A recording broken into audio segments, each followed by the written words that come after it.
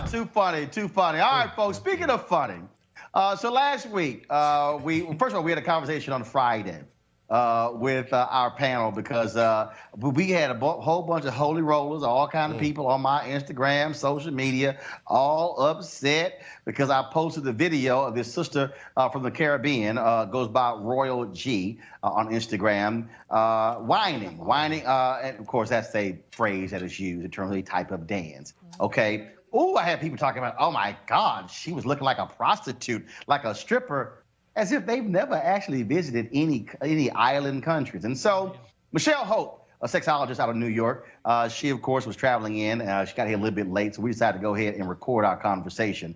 And so here's our discussion about all of the people who just are up in arms because I dared post such a video on my Instagram and social media pages. All right, folks, on Friday's show, we were supposed to talk to Michelle Hope, sexologist from New York City, and, of course, she's running a wee bit late. We were going to talk about this video that I reposted on Instagram, and I talked about it on Friday's show, but I said, you know what, I still want to talk about the video with Michelle because I'm just amazed at these people and their absolutely ridiculous reactions to the video, okay? So for those who didn't see the video, so I'm going to play it for you. So let me set it up, okay? So Shanae Hall, radio personality out of Atlanta. I know her well. I've known her for about 7 to 8 years. So she posted this video of this Caribbean sister dancing. So I saw the video, and I'm like, man, this sister's getting it in. But I like the song. And so I then said, tried to Shazam it, couldn't get the song. Any of my Caribbean followers, if y'all know it, let me know. I've done it before. Then these people lost their damn mind. So let me show. So here's the video, y'all.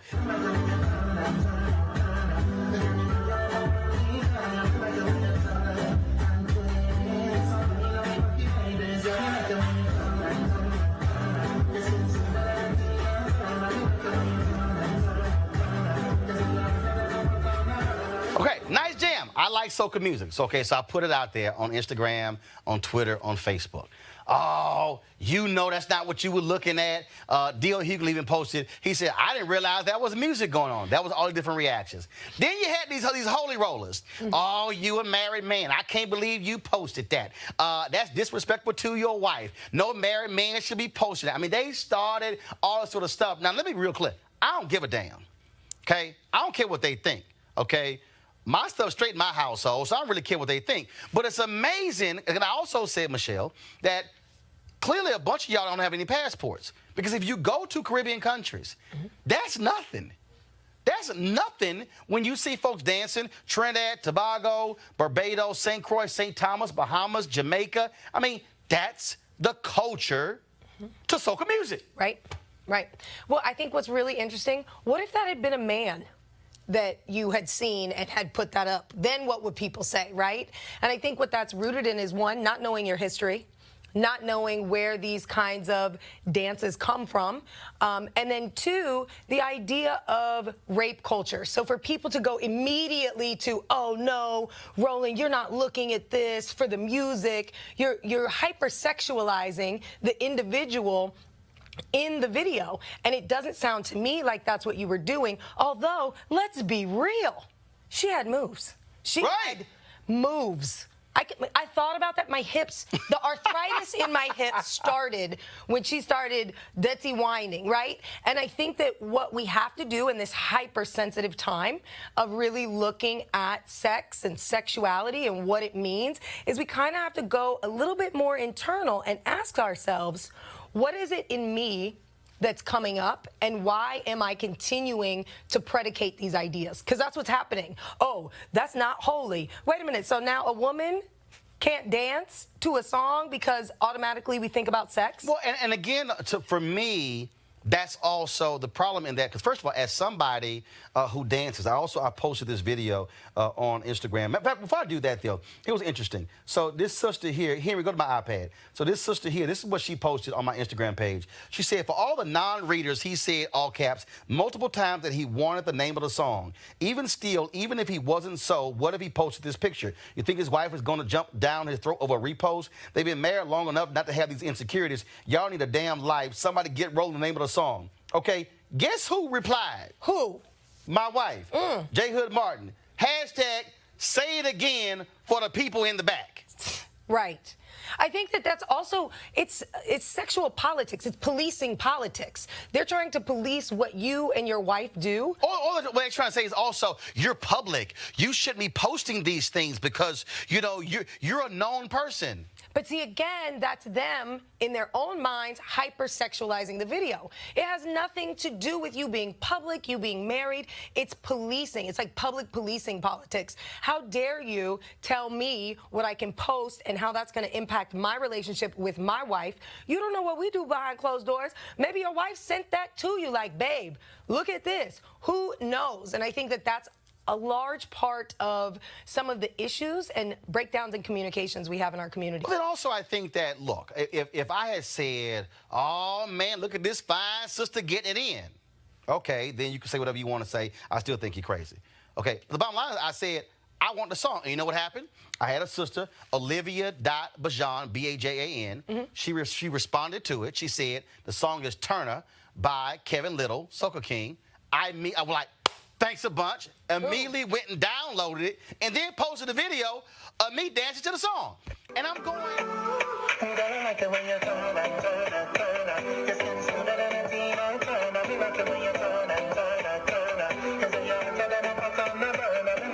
told y'all that was going down on the phone.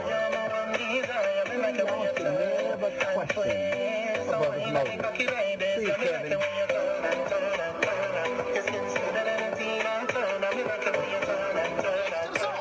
And I'm going, so, but the fact that we're so caught up in this thing that somehow because I'm public, that somehow, oh no, because I've even had people come up to me, you know, I'll be at Essence. Oh no, you really shouldn't be out here dancing, you know, because they're going to post it on YouTube. And I go, you know I'm already on YouTube dancing. Right. You put yourself on YouTube dancing. Okay, I was sitting here twerking the George Lopez golf tournament and put it on TV. And I'm going, why y'all tripping? I just think that we really do have folks who are repressed sexually. Absolutely. Who are so freaking out if you are a free spirit and you're not playing by their rules. Yep. And again, that goes back to the policing. And it continues to perpetuate unhealthy narratives around sex and sexuality when this country has a long history of sexual exploitation of black and brown bodies, that we have been conditioned to believe that anytime we put something up, oh, you've hypersexualized somebody, oh, you've hypersexualized this situation, and that's not necessarily it. You ask, you gave directives, please get me this name of this song, can you help me? And the lady had moves. Additionally, that is very common culture in the islands. And so check this out. So I got back from NAACP convention, and I was listening to this song in my kitchen. And so here we go to my iPad. So this video here got like 2 million views on Facebook, and so I was doing my alpha stroll, okay? So I had one of my African outfits on, and we were just sort of just getting it in.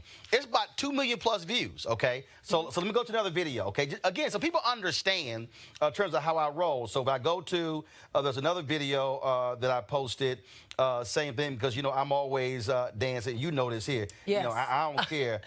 Look. I live by the hashtag live life love it. So this is another video here where Buddy Lewis and we were on a golf course in L.A.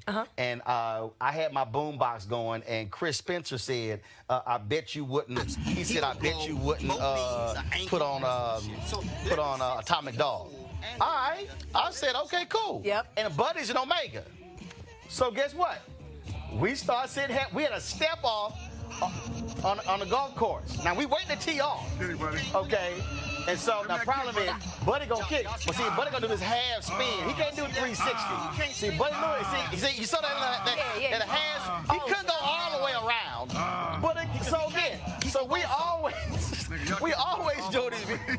But I still think I think people need to get over themselves of this whole deal is as if you can't show multiple sides of who you are as an individual, even if you're public. Yeah, I think that speaks to our lack of understanding around intersectionality.